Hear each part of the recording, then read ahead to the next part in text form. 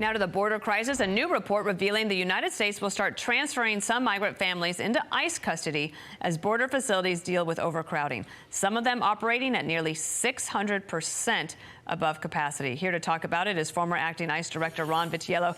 Tell us this in your mind. So what happens? The migrants then get transferred into ICE custody. What happens next? Thanks for having me on. It depends on what situation that they're in. If they're young children without their families, they'll have a brief stay with Border Patrol and then on to HHS custody into a shelter, eventually placed into the United States. Families with older children can be expelled currently under Title 42 back into Mexico, and then families with young children are being released in record numbers. And you've seen the images. Your audience has seen the images. You know, here we are, the most powerful country in the world.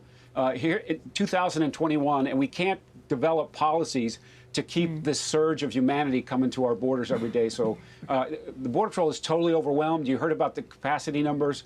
I feel bad for my former colleagues in the Border Patrol because they know solutions for this problem exist. We do not have the political will at the administration or in Congress to fix this problem. Therefore, those individual Border Patrol agents and now ICE assistants, they're left to pick up the pieces, and they're terrible conditions. Well, take a look at this also. Chris Cabrera, who's the Border Patrol Union Vice President, was talking on Fox News on Saturday about this issue that many of the migrants could be COVID positive, but they don't have good numbers.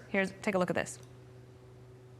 Not everyone we encounter, we test, only those exhibiting some type of symptoms, and not everybody has symptoms that has it. And we're releasing people out the door day in, day out with actual positive tests for COVID, and more just keep popping up. So you have that situation. Plus, here's some pictures we have of migrants being smuggled in carpet and plastic bins. It's 102 degrees outside. There are people in there, Ron. It shows you the disregard that smugglers have for individuals as they're transporting them. The conditions down there inside that vehicle, 102 degrees during a pandemic, face to face. And then Chris, he's a frontline agent.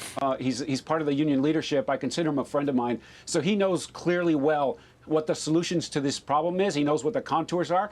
He knows that the job of a Border Patrol agent is very risky, but on top of the risks that they face each and every day to protect us and that border, they now have to deal with COVID. And the people in the pipeline are not practicing social distancing. They're in overcrowded stash houses. They're in tractor-trailer rigs. They're in overpacked vehicles.